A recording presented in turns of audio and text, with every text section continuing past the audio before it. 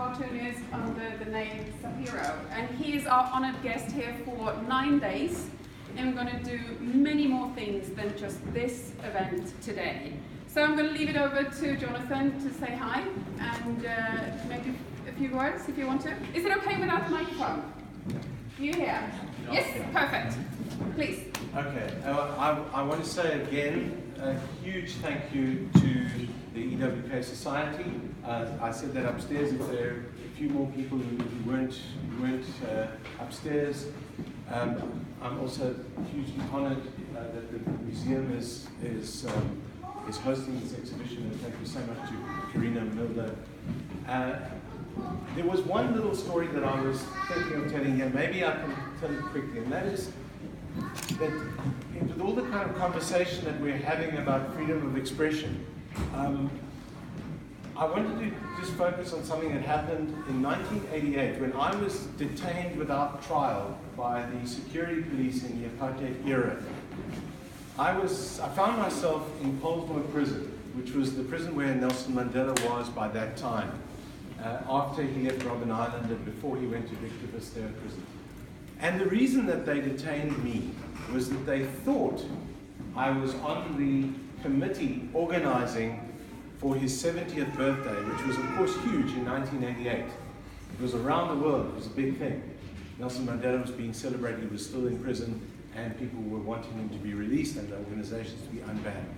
As it happens, I wasn't on that committee. I was an activist, but there was another person with the exact same name, Jonathan Shapiro, in my little exact organization. So I found myself not saying anything to the security police because I knew that I wasn't going to say anything about anybody anyway other than myself, but I was actually kind of there by accident. But I was there with some very senior activists. I happened to be the only white person who was detained in that group of people.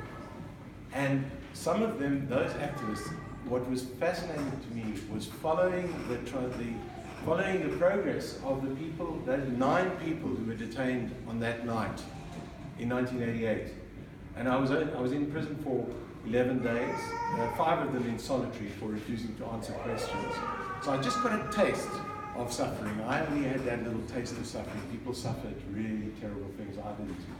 But then I watched those people. One of them became a national cabinet minister. One of them became the head of the National Prosecuting Authority. His name is Bulelani Ngcuka. He was involved in the fight between Jacob Zuma and Thabo Mbeki. One of them became a provincial cabinet minister. One of them became the head of the National Archive.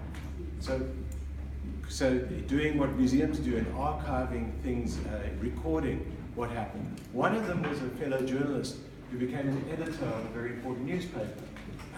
I was a cartoonist, and I was a cartoonist activist then, carried on as a cartoonist. But what happens then is that everybody's paths diverge. We were all marching together, and then we leave that prison, those prison cells, and then people go into government, and others into media, and others into NGOs, and others into archiving things, and a lot of the agendas clash, and you suddenly find yourself up against people who you were together with. And to me, that process is where we are now, a lot of us who are involved in progressive organizations all over the world. You sort of find yourself, but for me, it's very stark coming out of that prison cell. And then the last thing I'll say that connects with that, because of Nelson Mandela, this is the story that I tell more than any other, so those of you who know anything about me, this may be the manyth time that you've heard me say. Those who don't, it'll be the first time. But Nelson Mandela then becomes president. I'm suddenly in a position for a few years of being quite celebrated as a cartoonist before I then get sort of attacked again.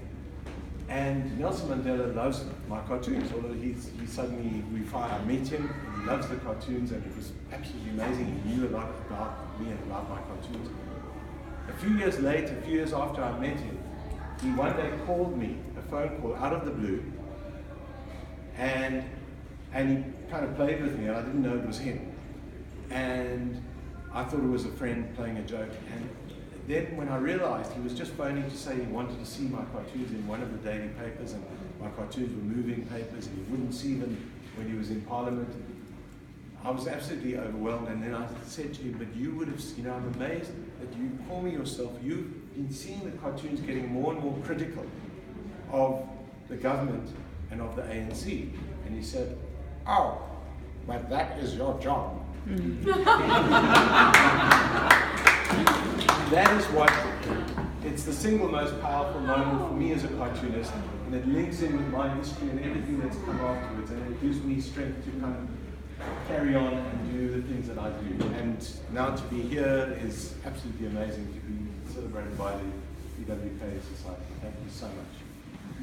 Thank you.